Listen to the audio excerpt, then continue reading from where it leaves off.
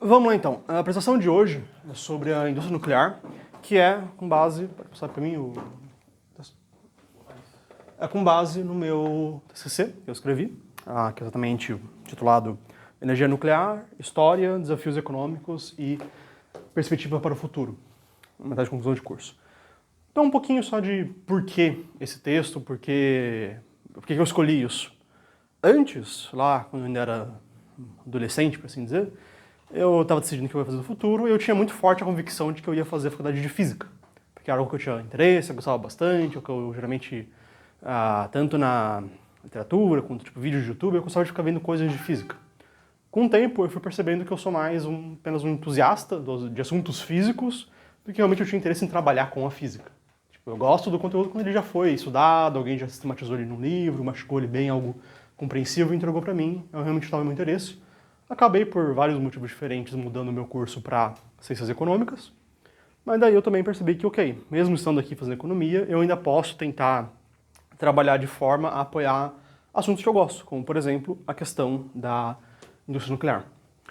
Então, em relação ao que é essa apresentação e o que é esse trabalho, não é um trabalho sobre física nuclear, não é um trabalho sobre como é que uma usina nuclear funciona, não. É um trabalho sobre como que a indústria nuclear funciona a partir de uma perspectiva histórica. Um pouco da história dela, como ela funciona no mundo hoje, nos principais países, e quais são tipo, os desafios econômicos que ela enfrenta. Então essa é a base do meu trabalho. Começando, alguns aspectos econômicos da indústria nuclear. Não é um trabalho tão simples você analisar a indústria nuclear, porque existem vários fatores diferentes que influenciam nela. Temos porque é uma coisa que demora muito tempo para tanto ser feita, tanto para manter o tempo de vida que ela tem. Mas os principais aspectos dela entre as matrizes energéticas que a gente tem, comparativamente, ela possui um alto capital inicial. Ela é uma das mais caras de se construir inicialmente, a primeira parte dela.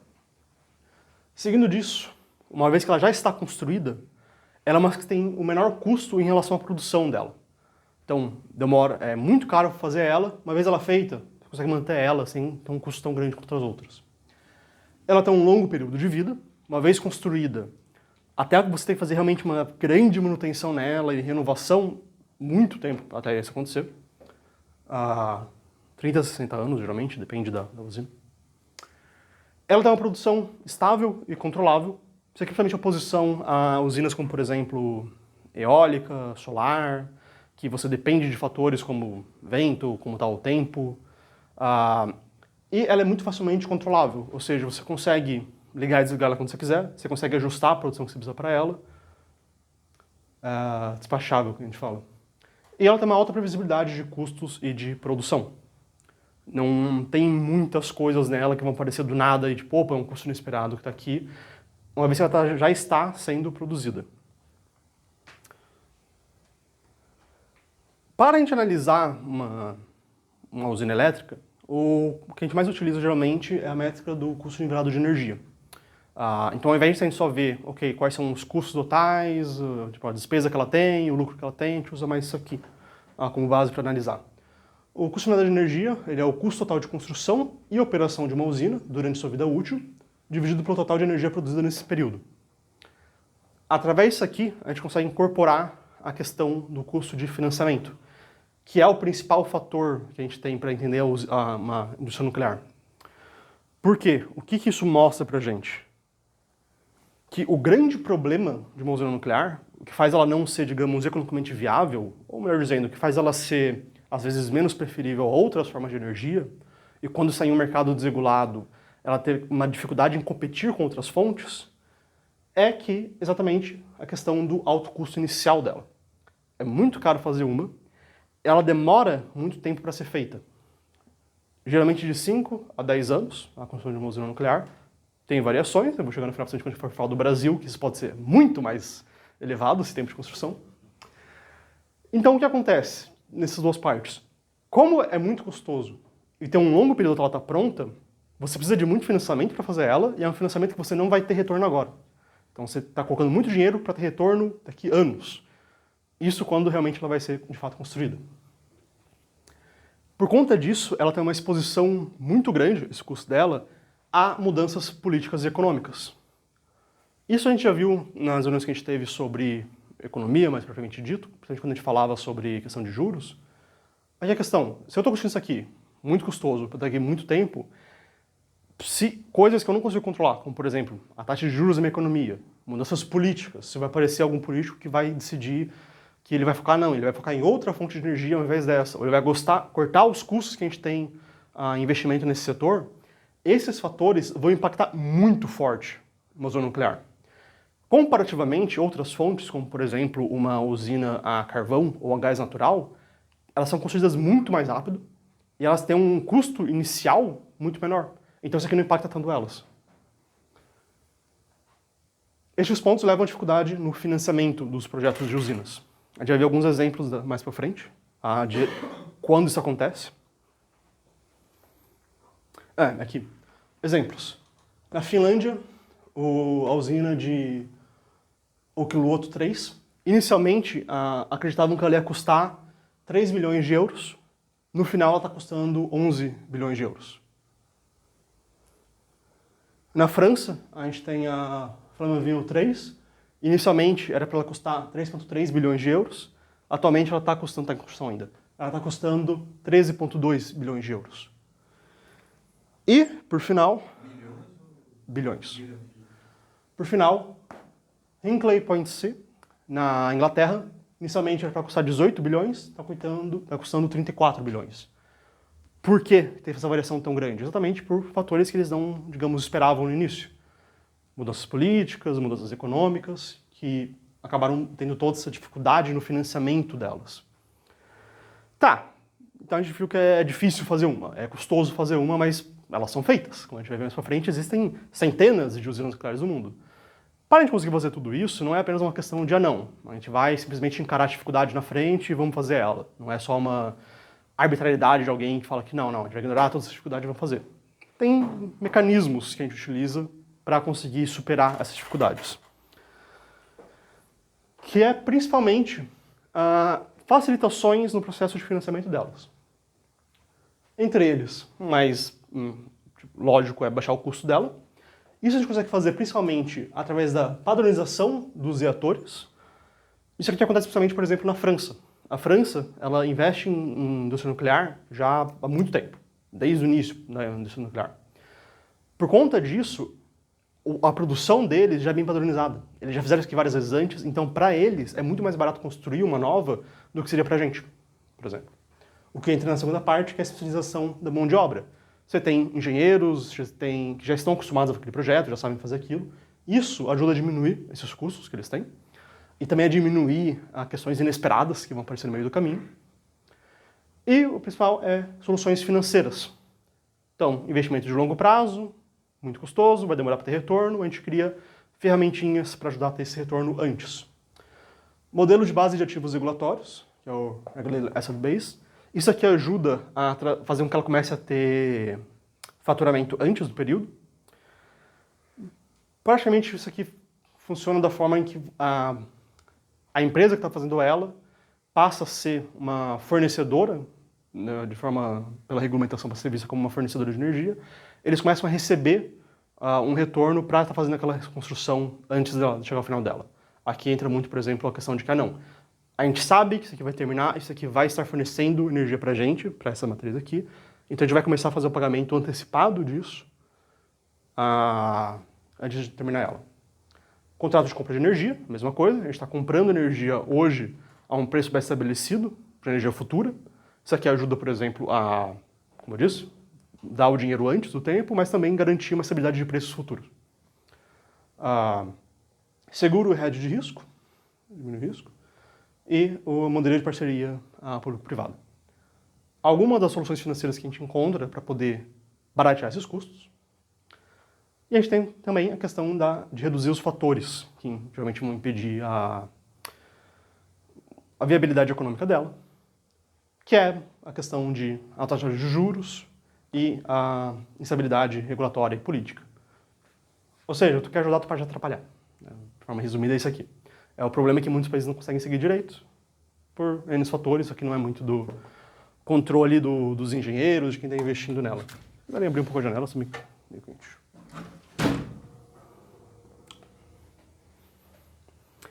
Isso aqui, principalmente essa parte, ela é extremamente importante em países onde as matrizes elétricas estão competindo uma com a outra. Estados Unidos é o maior exemplo disso. Outros países, como a França, tem um pouquinho disso, mas mais reduzido. A Inglaterra tem um pouco disso, em que a decisão de se a gente vai ou não investir nela não é puramente política, ela tem que vir no mercado também, tem empresas e indivíduos privados investindo nisso. Então, só é importante ter esses retornos antes. Mas mesmo quando é uma decisão mais política, como é o caso da China, ainda é importante ter esses tipos de estruturas de financiamento para viabilizar ela. Agora uma questão, a partir quais são as adicionalidades que essas usinas trazem. Primeira coisa, dentre as matrizes que a gente tem, ela é uma das mais limpas que a gente tem. Ela tem uma emissão praticamente nula de gás de efeito estufa. Tem um pouquinho, não vem da produção direta dela, vem de coisas auxiliares a ela. Também uma emissão baixíssima de poluentes. Quando a gente fala de energia nuclear, muita gente fala de... O pessoal mais contrário a ela fala de mas e os resíduos nucleares, o lixo que ela está produzindo? Primeira coisa, ela produz em baixa quantidade, de forma bem esperada. Não tem tipo... do nada surge um monte de lixo novo. Não, a gente já sabe, meio que padronizado, tipo, vai ter de tanto tempo, vai surgir tanto lixo. É algo facilmente controlável. Eu mandei um vídeo no grupo sobre a Angra dos Reis. Lá ele mostra, por exemplo, onde eles deixam guardar todo o resíduo dela. Então aqui, a produção de descarte radioativo baixa e facilmente controlável. Os custos de prevenção e desastres são altos. De previsão de desastres são altos. Todas as matrizes elétricas, elas possuem risco de desastres, elas possuem risco de acidentes. Muitas delas, inclusive, acontecem de forma bem recorrente. É relativamente comum em usinas a carvão, por exemplo, ter acidente de tempo em tempo, mas geralmente não são tão graves. Mas o principal é que não são... Os acidentes que acontecem não costumam atrair tanto atenção pública para elas. Usinas nucleares, por motivos que a gente vai ver mais para frente, o medo de todo mundo em cima delas é sobre desastres que vai acontecer. Por conta disso, no correr do tempo, ela também são as que têm o maior sistema de segurança entre todas as matrizes elétricas. E acaba que ela já tem, previamente, vários custos que ela tem com a segurança dela. Contratos para, se acontecer alguma coisa, o que fazer, como restituir todo mundo, isso aqui acaba entrando como um custo para ela. Outro fator é que uma usina nuclear ela requer uma alta capacitação da força de trabalho dela. Não é qualquer engenheiro que vai trabalhar em uma usina nuclear, e não só a pessoa que está controlando a parte mais abstrata da física, por exemplo, de como é que funciona aquela parada, mas questão de geral, de todo mundo que trabalha nela. Você tem uma questão que, ok, o cara que vai trabalhar aqui, que vai estar lá dentro limpando tudo, ele tem que saber o que ele está fazendo, ele tem que ter um controle maior. O pessoal que faz toda a questão de transporte, do que está entrando e do que está saindo, tem que ser um pouco mais capacitado do que o resto. Por conta disso aqui, quando se tem uma usina nuclear em um lugar, ela acaba necessitando toda essa força de trabalho especializada, o que faz com que ela acabe ajudando a desenvolver a região em volta dela. Porque agora você vai ter várias pessoas, geralmente com formação e tudo, recebendo bem, trabalhando naquele lugar. Você vai precisar de empresas e fornecedores auxiliares à usina, geralmente de alta tecnologia, com produtos com alta segurança e tudo. Então, colocando uma usina no lugar, é normal que a região em volta dela se desenvolva mais. Isso aqui é padrão para qualquer núcleo alto tecnológico. E sobre gás de efeito estufa ser quase nada, é porque as torres elas se expelem vapor d'água, né? Então, para quem não conhece muito como uma usina funciona, a maioria das usinas que a gente tem, elas são a base de Water Pressure Reactor, reatores de água pressurizada. O que costuma acontecer em uma usina? Não é que o átomo ali, a geração que tem da radioatividade dele, não é que aquela energia a gente está captando ela e transformando em energia direta. Não. Aquilo lá serve só para gerar calor. A gente usa aquilo lá para gerar calor, o que vai fazer uma água em volta dela esquentar. Essa água vai ser pressurizada, passar para uma hélice, vai girar, que vai passar para um gerador que gera energia em si. Então, o nuclear daqui é gerar calor para gerar vapor para gerar uma hélice que a gente está utilizando. O que está saindo daqui é água. E não é nem a água diretamente aquecida pela reação radioativa. Eu acho que eu não coloquei na imagem. Tem internet? Tem. Tá, eu mando no grupo depois, fica mais fácil.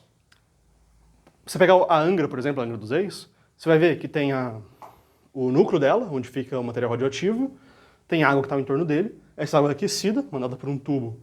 Esse tubo passa por outro... o tubo passa por outra água, que nunca uma é encontrada com a outra, essa outra água vem do mar. Essa água é aquecida pela água que está vindo do tubo, e essa água vai para a hélice. Ou seja, o que está saindo daqui é só água e nunca esteve em contato com material radioativo. E é por isso que isso aqui não é poluição nem nada, isso aqui é só vapor mesmo. A poluição que ela gera, questão de efeito estufa, são de coisas complementares.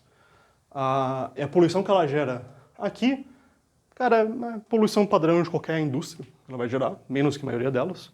E como eu disse, a questão de materiais radioativos são facilmente controláveis. Alguma pergunta sobre a parte econômica dela? Deixa eu várias coisas de fora, tá? Não queria um específico aqui. A gente tem, por exemplo, dados que, se você pegar em vários países diferentes, você consegue ver a certa taxa de juros, se vai ser viável ou não uma indústria nuclear ali. Então a gente tem, por exemplo, uma baixa taxa de juros, uma taxa de juros bem baixa, ela é preferível a praticamente todas as outras. Taxas de juros mais altas, que eu diria que é o mais comum em maioria dos países hoje, em alguns países ela ainda é economicamente viável, em outros ela não é. E daí essa diferença vai muito se naquele país tem as estruturas de financiamento para ajudar a diminuir esse custo. Se eu não me engano, tipo, a Coreia do Sul e Estados Unidos, uma alta taxa de juros ela continua sendo viável, já em países como o Japão, por exemplo, ela não é. Agora vamos lá uma breve história do setor. Em 1896, o Henry Becker? Não sei. Ele descobre a radioatividade e, posteriormente, a teoria dele é comprovada e mais bem desenvolvida pela Marie e Pierre Curie. Então, o Henry, Marie Curie e Pierre Curie.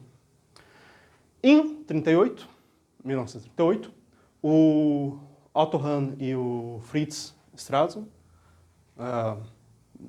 se não me engano, Otto e Fritz, pode estar ao contrário, eles descobrem a questão que o núcleo do átomo, do urânio, ele pode ser dividido, liberando bastante energia, que é a parte mais da física.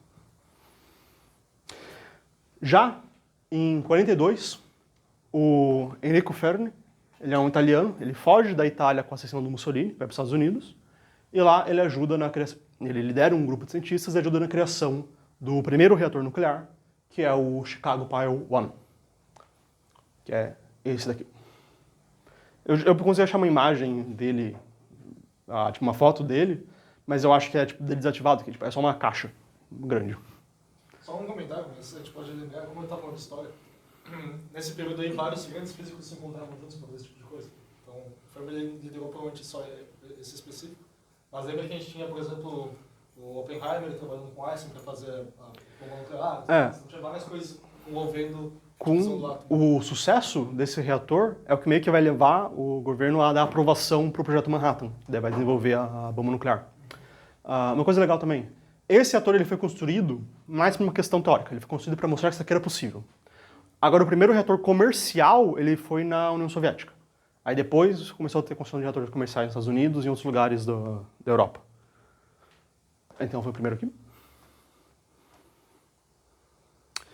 Mas aí, a gente teve então, nesse início da história, um grande...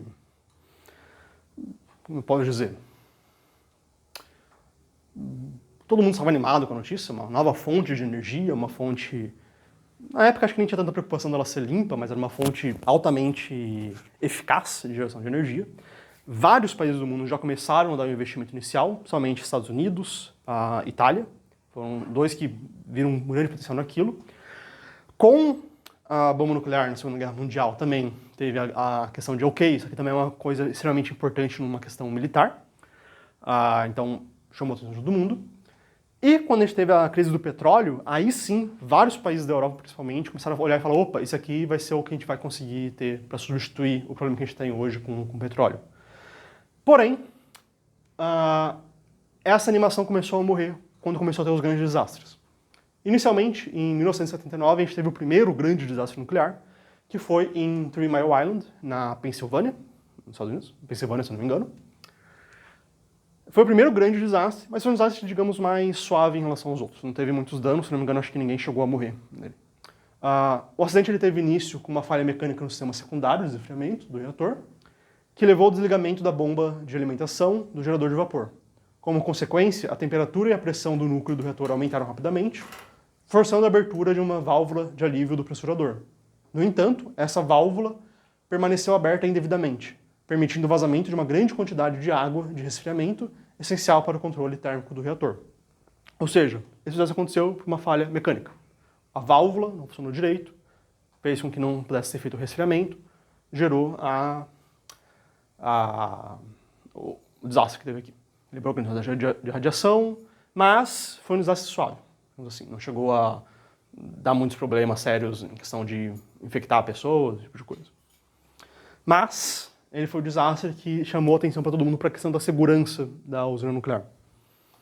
Agora, o real desastre que vai realmente marcar a história dela, marcar o resto do mundo, é o que todo mundo já ouviu falar, que é Chernobyl em 1986. O objetivo isso começou com um teste. Eles falaram, opa, a gente vai fazer um teste para ver a questão da quão seguro é isso aqui, e descobriram que não era seguro. Da pior forma possível. O objetivo do teste era avaliar a capacidade do reator de operar em baixa potência no caso de uma falha na alimentação elétrica externa. Porque lembrando, toda usina ela vai precisar primeiro que venha energia de fora para dar o início ao processo, para ela continuar. Por isso que toda usina nuclear geralmente vai ter acoplado com ela um gerador geralmente a combustível, para esse toque inicial. No entanto, devido a falhas operacionais e de projeto, combinadas com erros humanos, o reator RBMK-1000 da unidade 4 sofreu uma explosão catastrófica, liberando grandes quantidades de material radioativo na atmosfera. O desastre ocorreu quando os operadores da usina desligaram os sistemas de segurança essenciais, resultando em instabilidade no reator. Uma súbita elevação na radioatividade levou ao superaquecimento e à explosão da tampa superior do reator, seguida por um incêndio que durou mais de uma semana. A explosão lançou partículas altamente radioativas na atmosfera, contaminando vastas áreas da Ucrânia, Bielorrússia e Rússia, além de afetar outras partes da Europa. Não todo mundo que esteja familiarizado com isso, mas Chernobyl ficou tão marcado na história exatamente por essa questão. Ela não foi um desastre que apenas afetou quem estava na usina, quem estava trabalhando lá. A radiação dela espalhou por boa parte da Europa, então muita gente foi afetada por isso.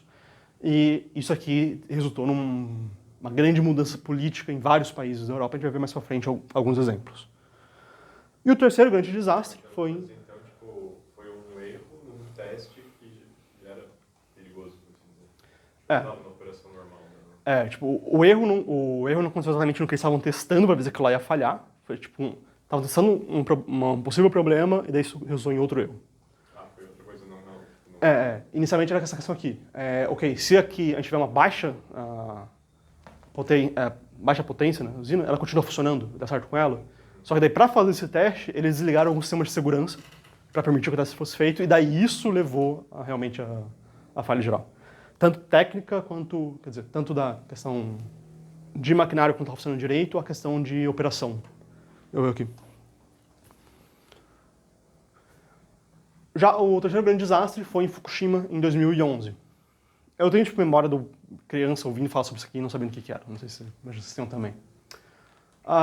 Aqui foi uma sequência de desastres que aconteceram.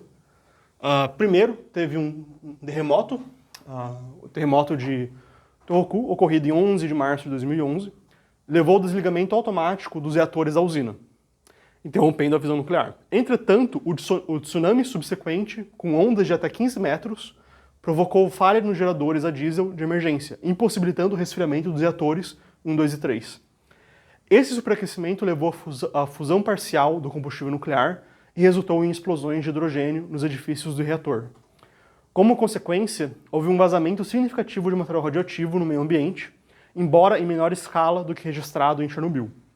A contaminação atingiu áreas ao redor da usina, forçando a evacuação de aproximadamente 150 mil pessoas. A gente tem uma métrica para avaliar desastres nucleares, esse desastre está na mesma categoria que Chernobyl, mas ao contrário de Chernobyl, o problema ficou na região e não foi espalhado para o resto. Principalmente o que aconteceu em Chernobyl é que o teto explodiu, isso liberou na atmosfera uma grande quantidade de radiação. Aqui não teve tanto isso, mas aqui é a questão. Primeiro deu merda porque teve um terremoto, aí deu merda de novo porque esse terremoto gerou um tsunami caindo em cima da usina. É aquela coisa que é difícil de se preparar para isso. No Japão, como sabem, é mais comum esse tipo de coisa acontecer. É bem legal se quiserem ver alguns documentários sobre Fukushima, porque esse aqui ainda tem problema radioativo relacionado a ele. Acho que uma parte já foi resolvido. Mas que gerou várias questões ambientais, como por exemplo, você tinha vários animais na região que eram infectados pela radiação, desenvolviam doença por conta disso, câncer principalmente, só que a doença ia matar eles, levava mais tempo do que o tempo de vida deles normal. Então, tipo, eram vários animais que tinham radiação neles, mas eles não iam morrer por conta daquilo. Infelizmente, nenhum lagarto gigante surgiu daqui. Ou felizmente. Só um comentário aí. Uhum. O negócio de Fukushima foi interessante porque, apesar de ter sido uma baita catástrofe, não matou tanta gente, né? Se não me engano, foi tipo cerca de 19 mil pessoas que morreram. Eu dei uma pesquisada ali antes, mas não lembro mais. Tipo, pensa, pô, explodiu uma usina. 19 mil pessoas parece pouco, né? Mas justamente porque teve um tsunami antes e a galera foi afastada do tsunami. Sim. Então, tipo, já estavam evacuando antes de explodir. Né? E duas coisas também. Uma, isso aqui aconteceu em 2011, então já um bom tempo depois dos outros desastres, então já existiam várias medidas de segurança a mais do que não existiam naquele desastre inicialmente. Porque pensa, quando aconteceu Three Mile Island, até que não foi tão grave, mas quando aconteceu Chernobyl, nada do tipo tinha acontecido antes. Então, tipo, sim, eles tinham sistema de segurança e tudo isso, mas não tinha preparo nem sequer próximo do necessário para conter tudo aquilo. Aqui, eles já tinham, principalmente aqui na segunda parte, eles já tinham toda uma estrutura pré-preparada para como lidar com isso. Por isso que, além de já ter tido o tsunami, você teve uma organização bem forte para retirar todo mundo, lidar com essa radiação toda, que ajudou muita gente a, digamos, não espalhar tanto o desastre. Eu vou comentar no final, por exemplo, do caso que a gente teve em Mariana. Não está no meu trabalho porque não é de usina nuclear, ele é parte médica. Mas ele é um exemplo bem forte de como que a questão da capacitação das pessoas a lidarem com problemas é importante nesse tipo de situação.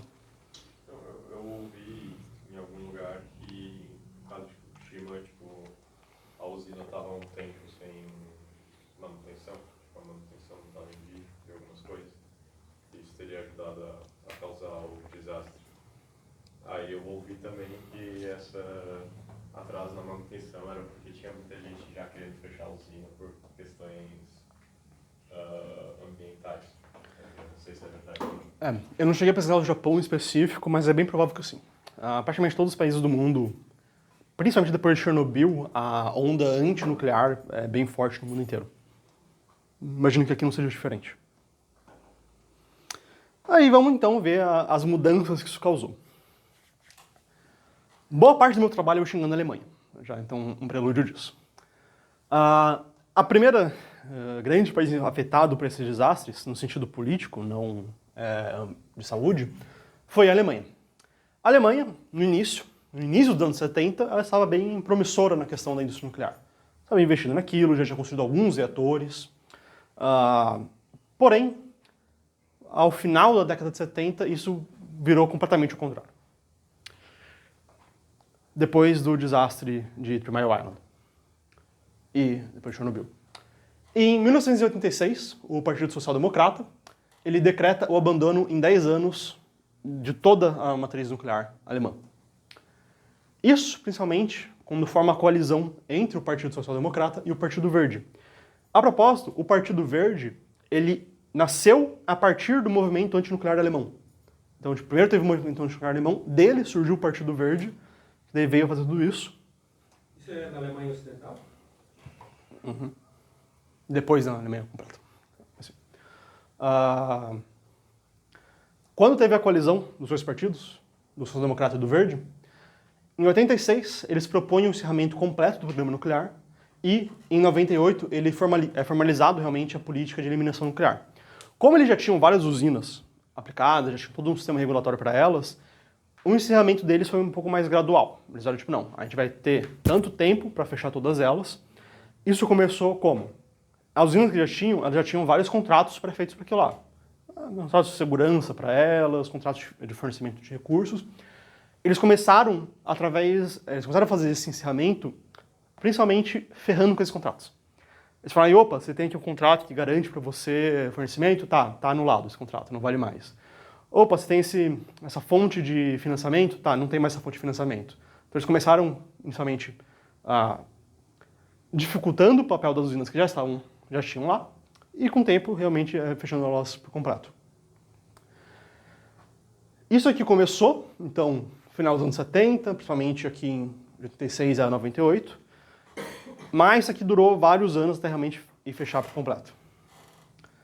Mas, já em 2007, o banco alemão, ele alertou para ela que, olha, a gente tem aqui uma meta que a gente tem em relação principalmente a questão de poluição, já tinha aqui uma meta em relação à emissão de gases de estufa, e principalmente a gente já tem uma questão que a gente tem todo um país já industrial, a gente tem um país que precisa de energia. O banco alemão falou, olha, se a gente fizer isso que vocês estão falando para fazer, desligar toda a matriz nuclear, a gente não vai ter produção suficiente para suprir a Alemanha. A gente precisa dessa matriz. Ele alertou que o país poderia não cumprir com suas metas. O que aconteceu quando ele alertou isso? O governo ignorou. Eles falaram isso, não fizeram nada. Em 2007, mesmo ano, a Agência Internacional de Energia reforçou a importância que a energia nuclear tinha para a Alemanha. Novamente, essa matriz que vocês têm, ela é essencial para a manutenção da sua sociedade, ela é essencial para você suprir a demanda de energia que você tem e para você conseguir combater emissões de gás de estufa, esse tipo de coisa. Novamente, o governo alemão ignorou. Em 2010, a gente teve ali um leve respiro. A União Democrata Cristã e o Partido Democrático Livre tentaram reverter as medidas que eles tinham implementado antes, mas, lembrando, 2010, 2011 em Fukushima, então todas as medidas que eles reverteram foram revertidas de novo.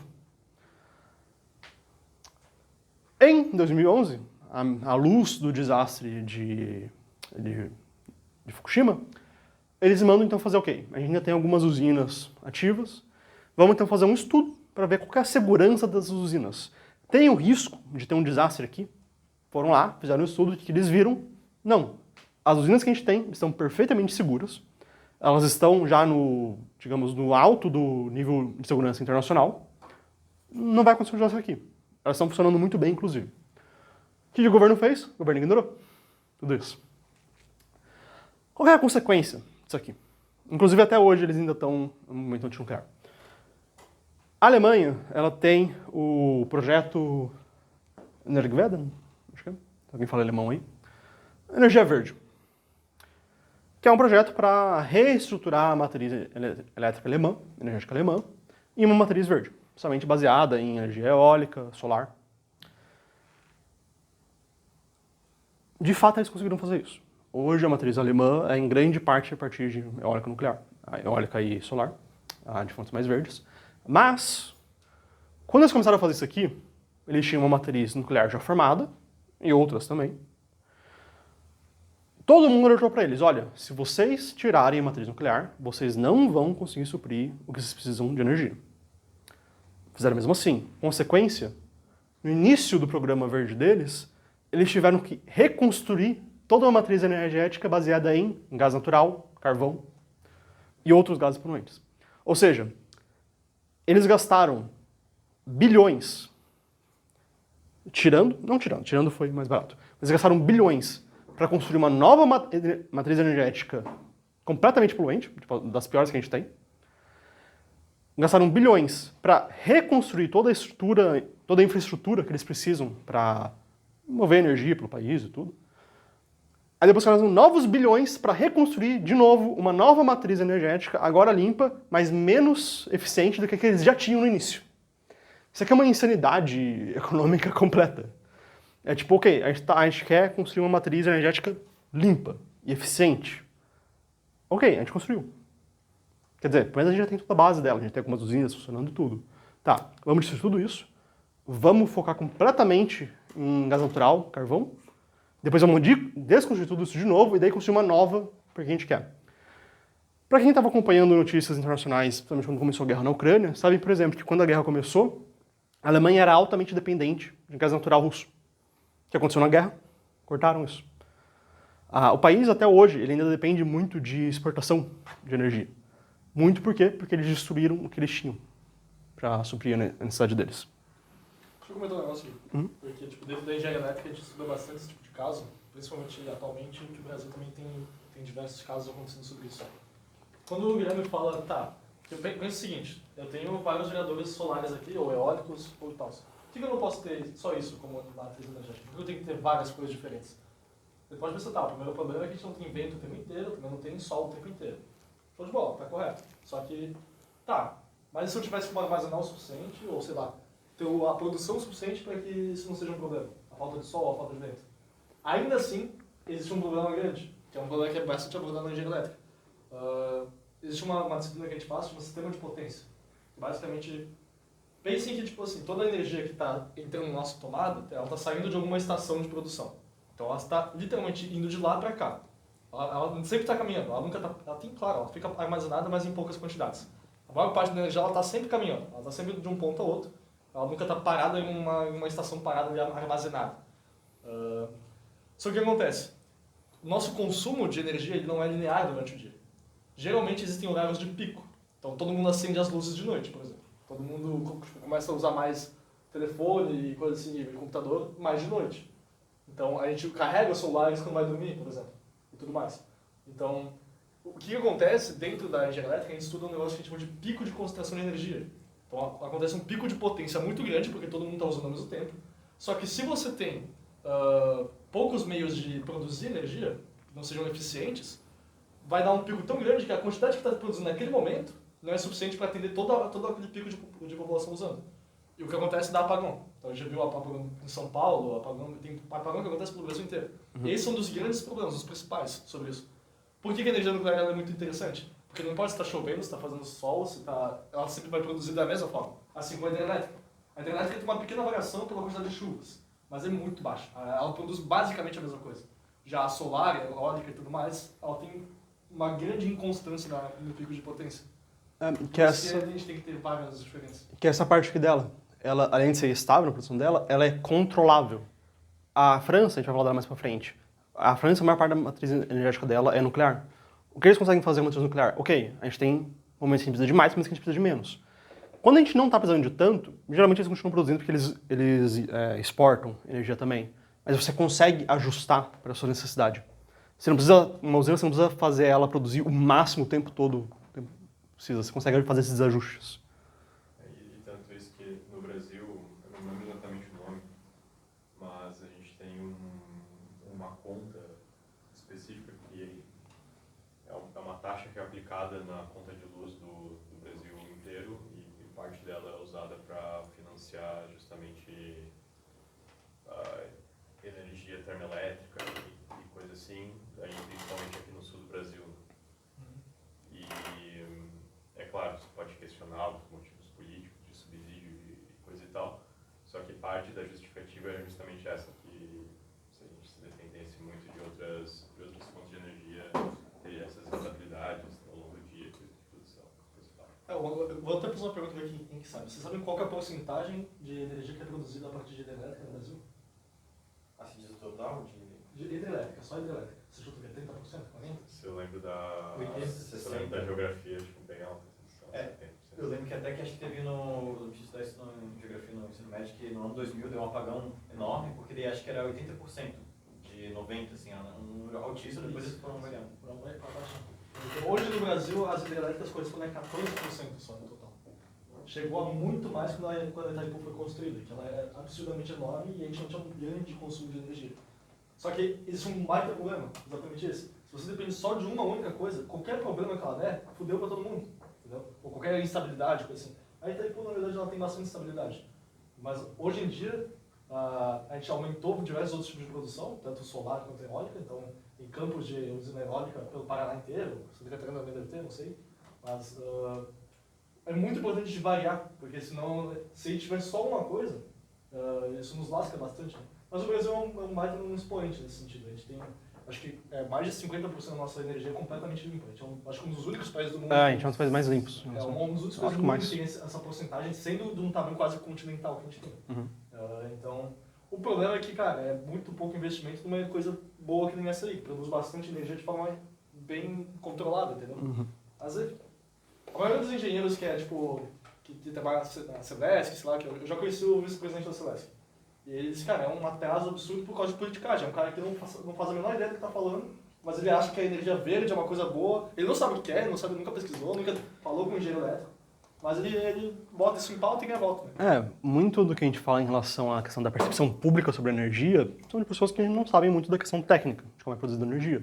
Mas tem uma questão que é a aparência que a energia tem. Quando a gente fala de água, a água é algo bonito. Você vai nadar na água, você vai na praia, você gosta de ter um lago, você gosta dessas coisas. Quando a gente fala, a gente vai produzir energia a partir da água. Nossa, que maravilha, a gente tem vários rios, vamos produzir energia a partir da água.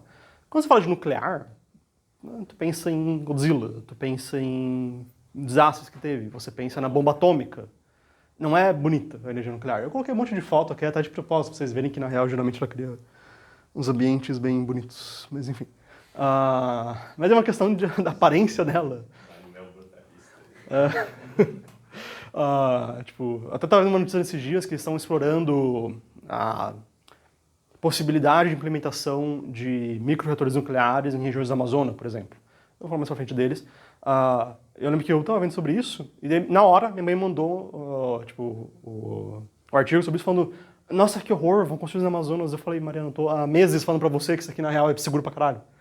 Mas a pessoa tem uma percepção popular muito negativa dela, muito em relação pela aparência que ela tem em relação a isso. Por isso, por exemplo, o pessoal é tão fácil as pessoas começarem a defender eólica e solar.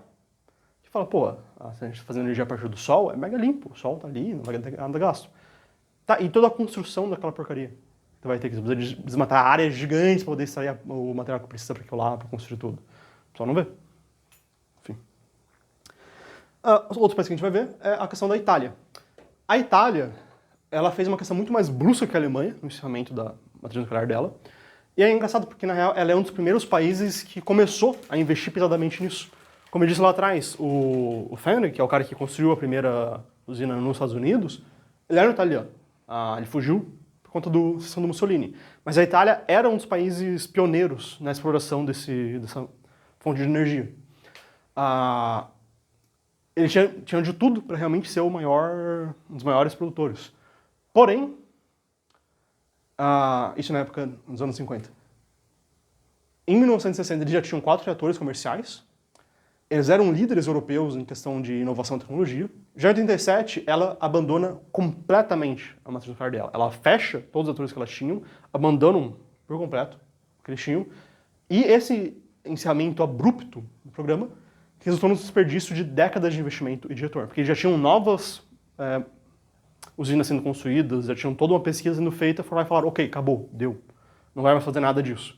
Então você quer décadas perdidas, investimento e tudo. E uma coisa interessante aqui, eles destruíram tudo isso. O que aconteceu? Mesma coisa que a Alemanha inicialmente. Eles não tinham capacidade de produzir o que eles precisavam. Se tornaram dependentes de importação de energia. Quem que eles importavam? Da França. Como que a França produz energia a partir de matriz nuclear? Ou seja, eles destruíram a matriz nuclear deles para importar matriz nuclear, energia nuclear. Opa. E, por final, a gente tem a França. A França fez o caminho completamente oposto das outras. Eu diria que, se pegar por página, boa parte do meu trabalho é sobre a França. Porque eu falo dela 2 vezes. A França, desde 70, ela investe fortemente na matriz nuclear dela. Quando aconteceu os acidentes e outros países falaram, ok, vamos parar com isso, encerraram os que eles tinham, a França falou, ok, teve acidente, então a gente tem que fazer o quê? A gente tem que investir na segurança desse setor. Eles não encerraram a energia nuclear, eles não encerraram o programa nuclear. Eles passaram a investir mais ainda depois dos acidentes, reforçando a importância da inovação e investimento em segurança, passando a liderar o setor na Europa. Até hoje, a França é uma das líderes na questão de inovação em indústria nuclear. Em 2014, onde a gente teve um leve passo para trás, onde tentaram reduzir a matriz nuclear delas, aqui o que eles fizeram foi que passaram uma lei que era para limitar a 50% da produção nacional a ser nuclear, porque já era acima disso, já era mais 50%. Falaram, não, pode ser no máximo 50%. Mas, passaram a lei, eles foram meio que tipo, ok, beleza, e foram ignorando ela, até que em 23 eles finalmente foram lá e falaram, ok, deu disso, não vai ter essa lei não. porque eles nunca chegaram a cumprir ela. E daí, quando a gente fala dos líderes mundiais, primeiro é a França. A França, hoje, ela tem 56 reatores nucleares, e eles têm planos para construir novos 14 reatores. Eu coloquei planos porque do que eu vi, eu acho que só tem um que está realmente em construção no momento, mas é para construir mais. Que é a proposta que eu falei lá atrás, que é o Flamanville 3, que era para custar 3 e alguma coisa e está já na casa de 12 alguma coisa. Disso aqui, 65% da produção de energia francesa é de fonte nuclear. Por conta disso, a França ela é a líder mundial na relação entre a produção que ela tem e a produção total do país. Ela é a matriz elétrica que mais tem participação nuclear de todo mundo hoje.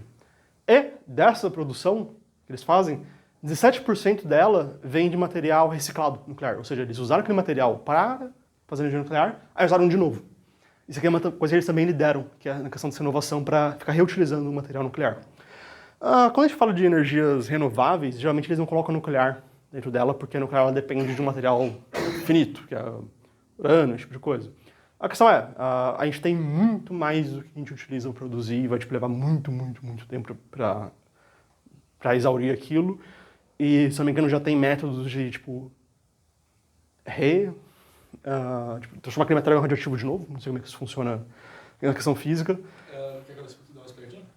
Rapidamente. Geralmente, o que acontece? O material ele é radioativo porque ele emite radiação.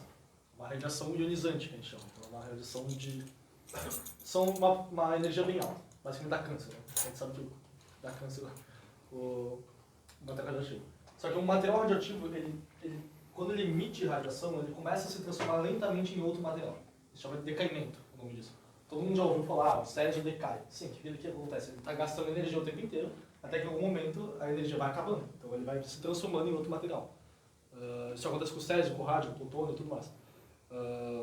Ele solta um elétron. Exatamente. Então tu consegue meio que realimentá-lo, digamos assim, ou até decair outro material para ele entrar nele. Pega um material específico, quando ele decai, ele vira césio, por exemplo, ou vira urânio, coisa assim.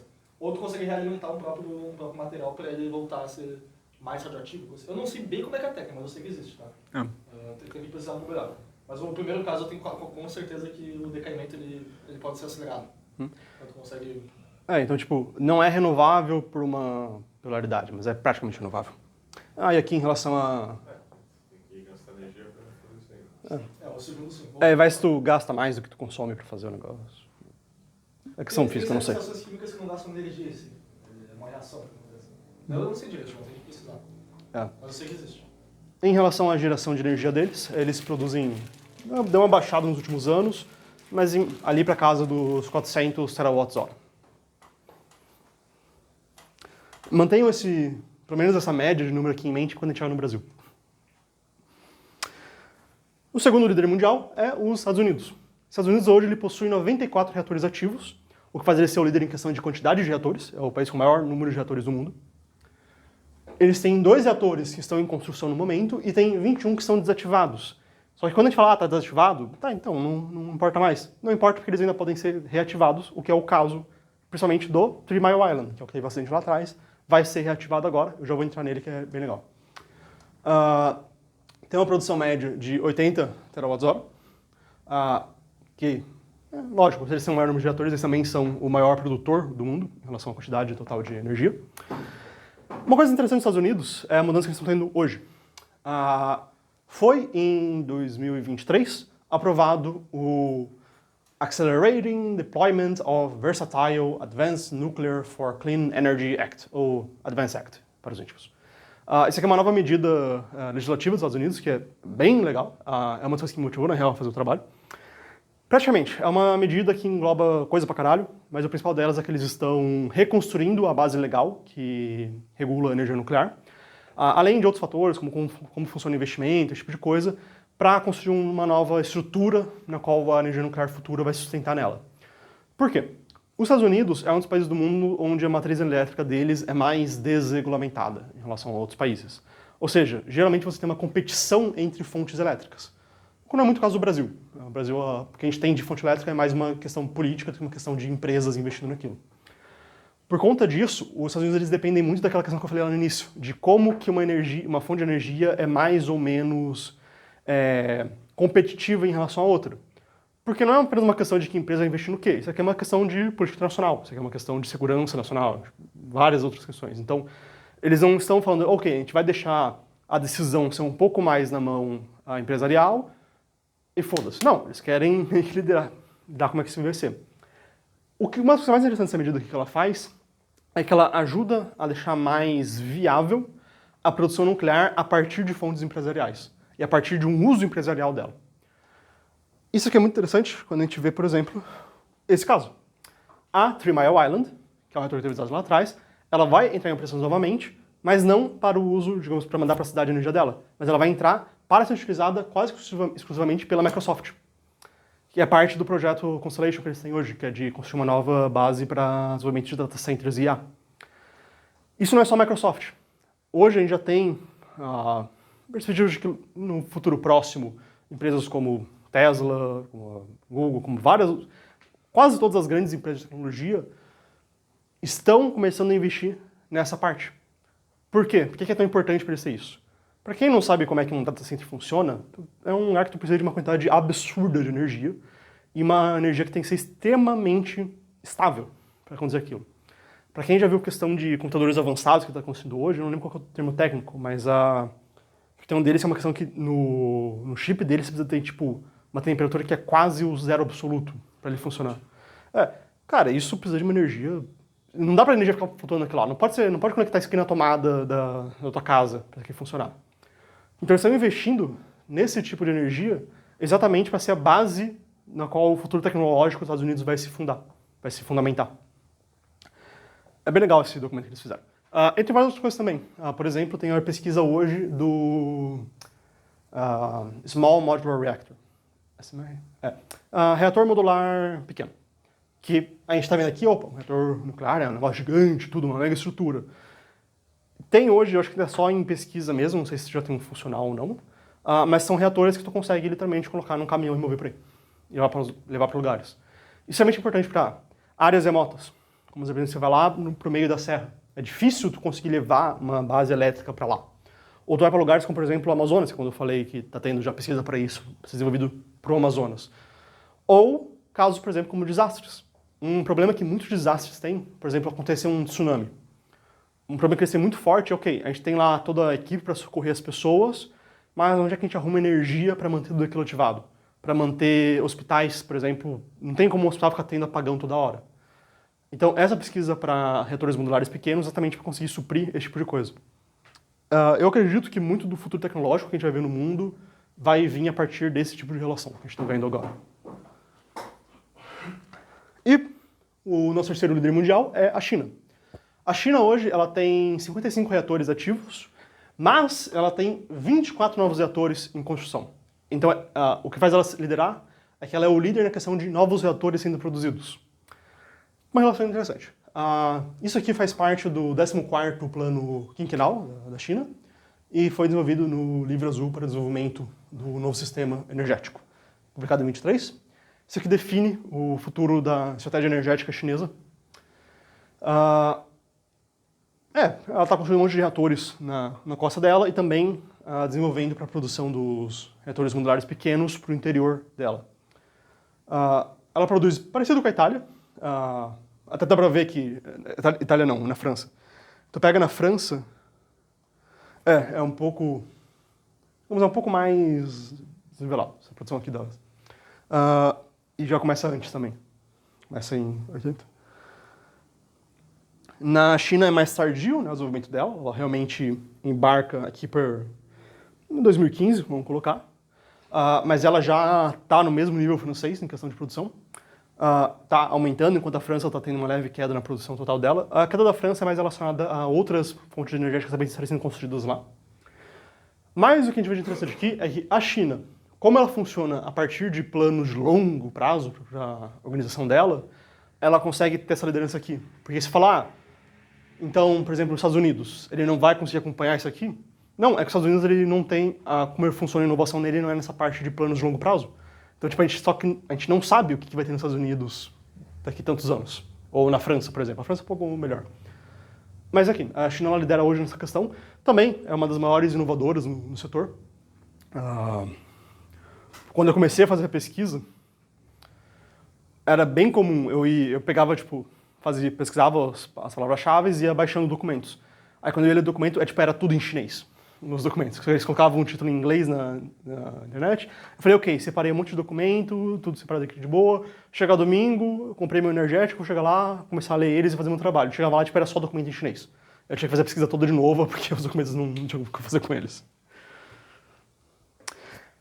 Aí daí a gente chega no cara que está perdido no meio do nada, que é o Brasil. O Brasil, a gente tem, primeiramente, como a gente vê a energia nuclear é completamente diferente de outros países. Estados Unidos, França, China, falam, ok, isso aqui é o que a gente vai precisar para o futuro. Nós estamos nos desenvolvendo tecnologicamente, nós estamos construindo uma nova estrutura tecnológica que precisa de muita energia, então a gente vai investir pesadamente em energia nuclear para sustentar nosso futuro. O Brasil não. O Brasil a gente vê a energia nuclear como algo suplementar. A nossa matriz não é de base nuclear, e provavelmente não vai ser no futuro levemente longo, mas a gente vai utilizar ela para suprir os problemas que a gente tem. Essa visão que, pelo menos, a política brasileira tem. Nós temos hoje 2 reatores ativos, que é o Angra 1 e o Angra 2. Angra 1 e Angra 2. E a gente tem um em construção, que é o Angra 3. O Angra 3 ele iniciou sua construção nos anos 80, se não me engano 84, mais especificamente. Ele era parte de um acordo que a gente tinha com a Alemanha. Era para a gente construir 8 reatores nucleares no Brasil. O primeiro desses foi o Angra 2. O Angra 3 era para ser o segundo, de 8. Só que o reator começado nos anos 80 ainda não foi finalizado. E esse acordo que a gente tinha morreu em 2004, porque lembrando, a Alemanha jogou fora o plano nuclear dela, então também jogou fora os acordos que ela tinha com o Brasil. Um reator leva em média de 5 a 10 anos para ser terminado. 84, hoje, está em construção ainda. Tem em muitos documentos diferentes, em muitas reportagens diferentes, esse aqui é o nosso investimento zumbi.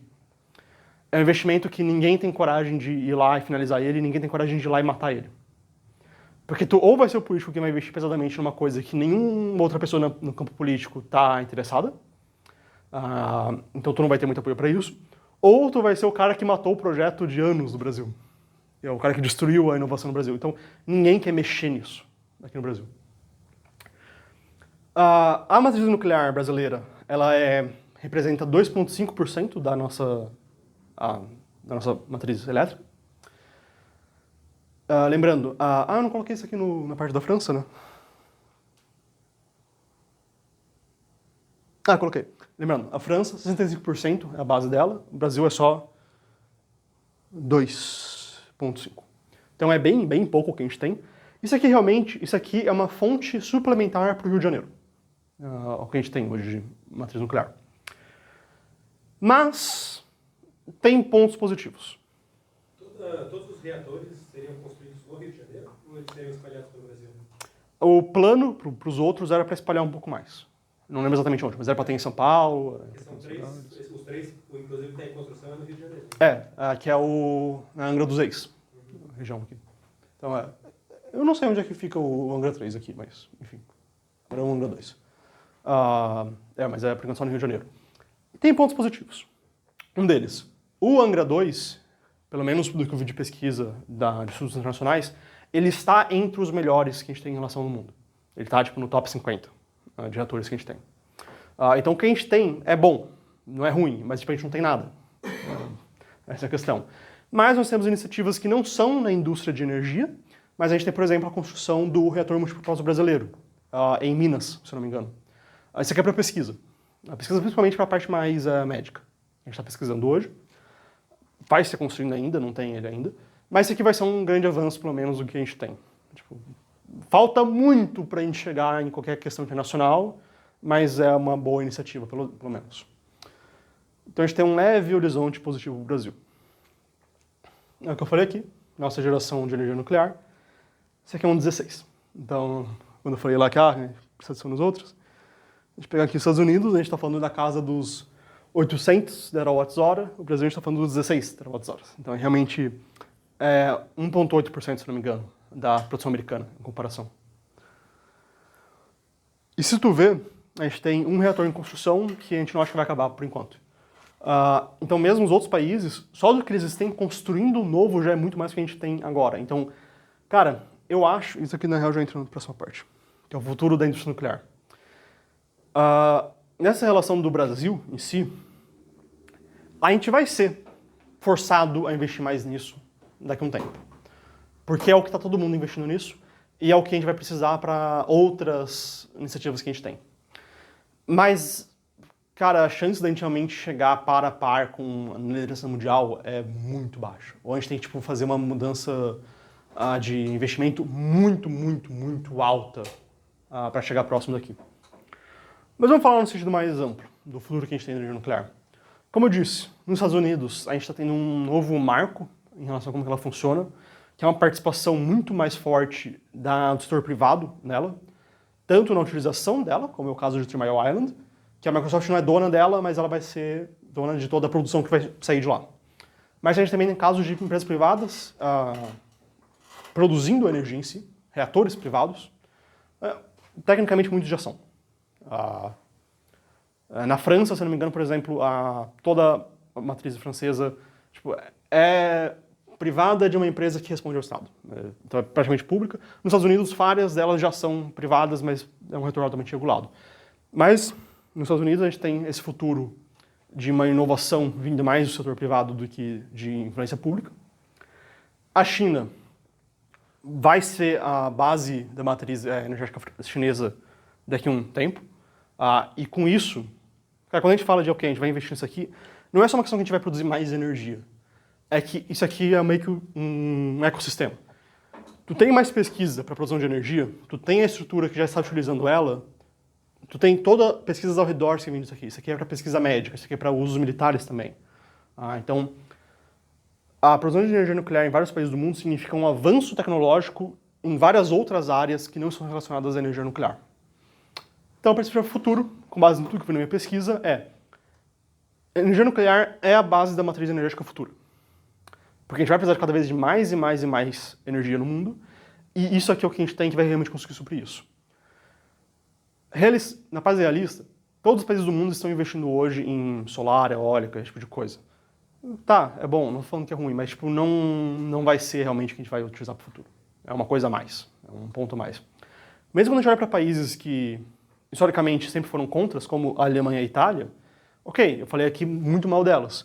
Em ambos os países hoje tem uma forte pressão política para voltar com a energia nuclear. Na Itália já foi passado programas agora tirando as regulamentações que negavam a possibilidade de uma produção nuclear, mas agora tem que começar toda uma nova construção para ser construída. Na Alemanha, o partido que foi eleito agora, se não me engano, ele já está se posicionando a favor de retomar com a energia nuclear. Qual que é o nome daquele partido novo alemão que está agindo mão de mídia? Acho que é. Ele também se posiciona bem a favor dela, então, na sociedade alemã, em geral, está cada vez crescendo mais. Por quê? Porque tanto os movimentos ambientalistas que a gente tem no mundo estão perdendo força considerável, como também o medo nuclear está sumindo em boa parte do mundo. O pessoal não tem mais o medo que a gente tinha dos anos passados sobre energia nuclear. Tanto porque já fazem décadas dos desastres, quer dizer, alguns, como também as pessoas já estão um pouco mais estudadas em como é que isso aqui funciona. Mas é isso, principalmente. Alguma pergunta? Eu tenho uma questão. Uma pergunta que eu tenho tipo assim, claramente, só penso o Brasil ele está na pior situação possível para desenvolver isso. Como tu falasse, uma das grandes coisas que acaba com o desenvolvimento nuclear é uma taxa de juros alta, uma taxa de juros alta. E a gente tem outro problema que é a organização política do Brasil, né, que acaba atrapalhando tudo isso. Querendo ou não, o futuro realmente parece ser energia nuclear. Mas, assim, uma pergunta que eu tenho em específico, uma consideração específica mesmo, mas por que em específico tu acha que existe, sobretudo, geralmente parece ser muito da classe política ou de ativistas, uma reação tão grande contra a energia nuclear? Porque não parece só ser uma coisa do imaginário, né? Realmente, para a pessoa insistir tanto, politicamente, agir politicamente, eu não acho que se reduz tanto o imaginário, né? Uhum. Então a gente acabou tendo, porque assim, o que eu vi todos os países, por exemplo, o caso da Itália, o caso da Alemanha, de terem se tornado dependentes depois de terem dado um shutdown nos projetos deles. Então, tipo, isso é uma coisa que me pega um pouco, tipo, caramba, eles saíram de serem um país que conseguiria suficiência energética, já tinha suficiência energética, para ser um país que se tornou dependente, tipo, estrategicamente burro e economicamente idiota, sabe? E o imaginário só existe porque alguém empurrou esse imaginário. Se tu olha na Europa, na Alemanha principalmente, tu vê que isso não foi meio que acidente. Tu pega o Partido Verde Alemão, ele surge a partir de um movimento antinuclear, e aqui eu não vou entrar muito a fundo, porque eu não estudei muito a fundo, mas tu olha em quem está investindo nesse movimento, tu vê que, opa, um monte de gente aqui, tipo, são industrialistas que a gente já tem. Tipo, petrolíficas investindo nisso. Então, tu tinha uma certa organização nisso.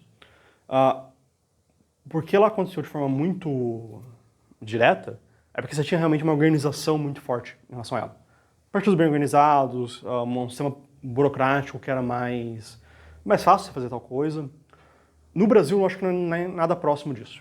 Eu acho que o Brasil, nosso posicionamento antinuclear, ele vem mais da bagunça geral do sistema brasileiro, da política brasileira. E a maioria dos políticos que se colocam, por exemplo, contrários a isso, não é muito por realmente serem contrários à energia nuclear em si. Mas por ignorância ou não conhecer os benefícios, talvez? Eu acho muito por ignorância e também porque a gente é um país que a gente adotou muito uma visão de que, opa, a gente tem muitos íons, nós devemos utilizar nossos íons naturais. Ainda bem que você perguntou isso, porque é uma outra coisa que eu esqueci. Quando a gente fala de energia nuclear, a gente precisa de matéria-prima, né? A gente precisa de urânio, esse tipo de coisa. Como você acha que o Brasil é nessa situação? Em relação ao mundo? De reserva de urânio? Deve ser fudido, não? A gente é o terceiro maior do mundo. Tipo, se a gente quisesse começar a construir agora, não só a gente tem pra caralho, mesmo a gente não construindo uma base nuclear, a gente podia ser o fornecedor do resto do mundo, mas a gente não é, porque a gente não explora isso. Muito porque tá na Amazônia essa merda. Daí, se quiser fazer uma mineração lá é difícil. Mas no Brasil a gente tinha uma capacidade para fazer esse tipo de coisa, a gente não fez muito eu acho muito por burrice mesmo. Tem uma parte que eu acho mais organizada disso, mas eu acho muito por burrice mesmo. Uma das coisas que eu tenho muito, eu acredito nisso, porque eu tenho um certo viés institucionalista de acreditar que, tipo, isso é muito problema do fato de que os governos no mundo, eles são ditados por gente muito velha. Geralmente políticos, eles tendem a ter idades mais avançadas.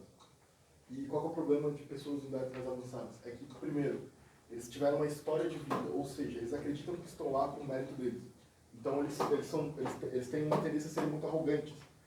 Segundo, isso implica que eles têm uma dificuldade maior de mudar de ideia. Então, uma vez que eles têm uma ideia na cabeça, eles não mudam. Então, por exemplo, a gente tem muita gente que acabou vendo os desastres de Chernobyl, etc., e se alimentou muito com ideias específicas ou uma reação já pré-moldada. Então, é muito mais difícil tu convencer um político a mudar, porque ele geralmente, um político mais velho, porque ele geralmente ele tem essa tendência normal. E a terceira coisa, eu acredito que é a falta de idealismo. Políticos mais velhos, eles são muito pé no chão, eles não têm muitos ideais. O que isso significa? Significa que eles vão como? Não ter ideais, diferente do que se imagina, na verdade, é tu ser mais mão frouxa. Né? Então, por exemplo, uma pessoa que tem um ideal vai bater o pé e falar, não vou aceitar isso, acabou, eu sacrifico tudo aqui, mas eu não vou aceitar isso. O político mais velho não, ele é raposa porque ele não tem ideais. O cara mais velho, ele geralmente vai tender a aceitar isso. Então, por exemplo, ele é mais suscetível à corrupção. Então, por exemplo, para tu querer fazer um projeto nuclear, vai ter que comprar, vai ter que molhar o bolso dele. E eu acho que talvez muito porque querendo ou não, pelo que eu vejo muito da palestra, que a gente precisa ter realmente como eu posso falar? Uma série de organizações sociais ou instituições que permitam isso, né? Tipo, o Brasil precisaria desenhar isso, essas instituições que isso acontecer. Tipo, pra gente conseguir voltar a investir pesadamente nisso, principalmente em questão de energia, tu ia precisar ter, tipo, alguém na política que está realmente convicto de querer fazer isso muito forte. Porque não vai ter muito benefício político inicialmente pro cara. O cara, ele vai estar, primeiro, indo contra muitos movimentos no Brasil, tanto políticos quanto sociais, porque o Brasil, a gente tem a nossa mítica do nosso ambiente natural brasileiro, dos nossos grandes rios, dos nossos vastas áreas, que poderia ter um monte de ventilador gigante naquela área para captar energia eólica ou energia do sol, esse tipo de coisa. Então, tu vai ter que ir contra uma mentalidade popular muito forte aqui. tu vai estar tendo que investir pesadamente no setor. Eu não sei como é que está hoje em relação ao que já tem construído para o Angra 3. Por mais que faça já anos e anos daquilo lá. Mas você vai investir muito forte naquilo lá e tipo, gastar dinheiro no Brasil é meio difícil. E, tipo, tu vai cair muita gente em cima de você se tu fizer isso. Eu acho que é bem difícil realmente surgir alguém que vá realmente voltar a investir mesmo nisso. E aquela coisa, mesmo se a gente fizer isso, a gente entra numa política e fala, não, a gente vai finalizar o Angra 3 e vai. O que tu vai conseguir é um pouco mais de...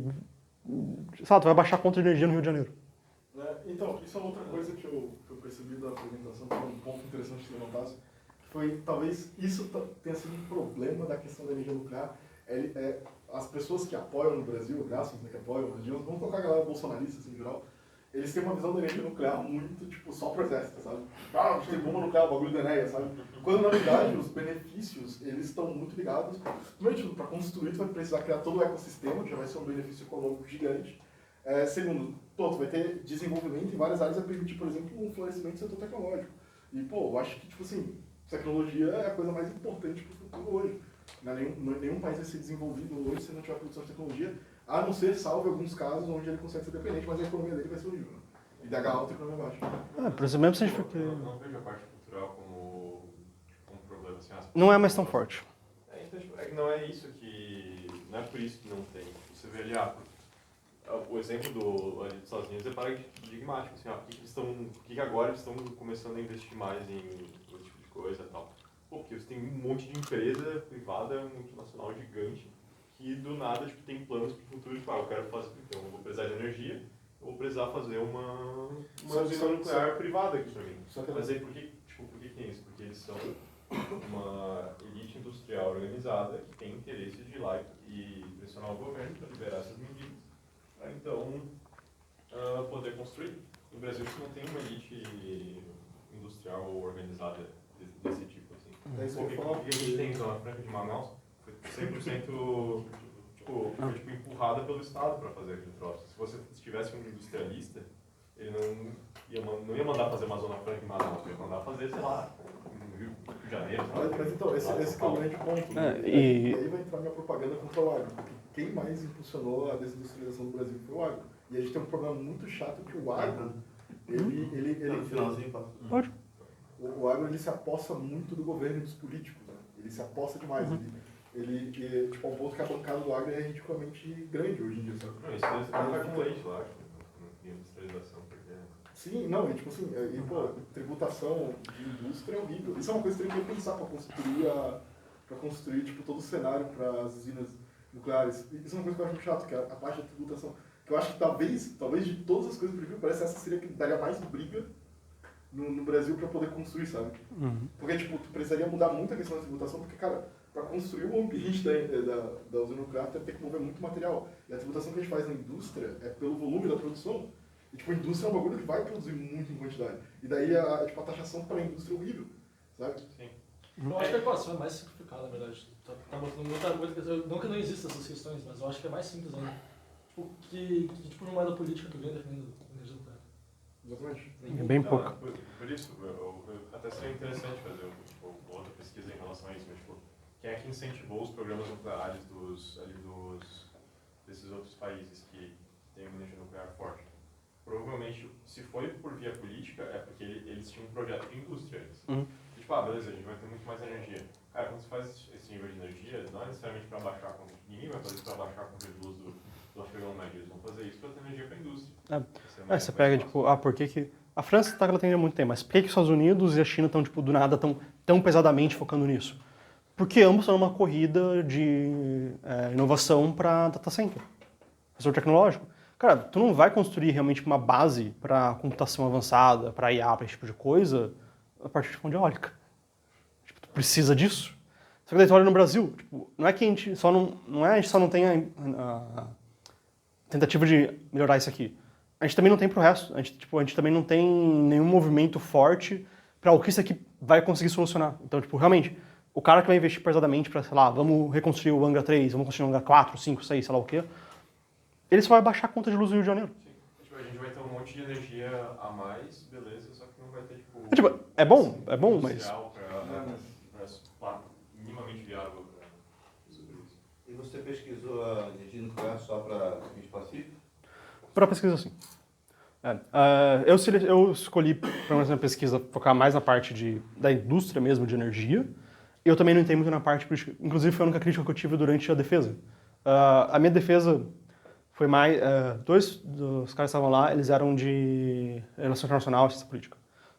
Então, a única crítica que eles tiveram foi que eu não entrei muito na parte política mesmo, de o que motivou o grupo a fazer tal coisa.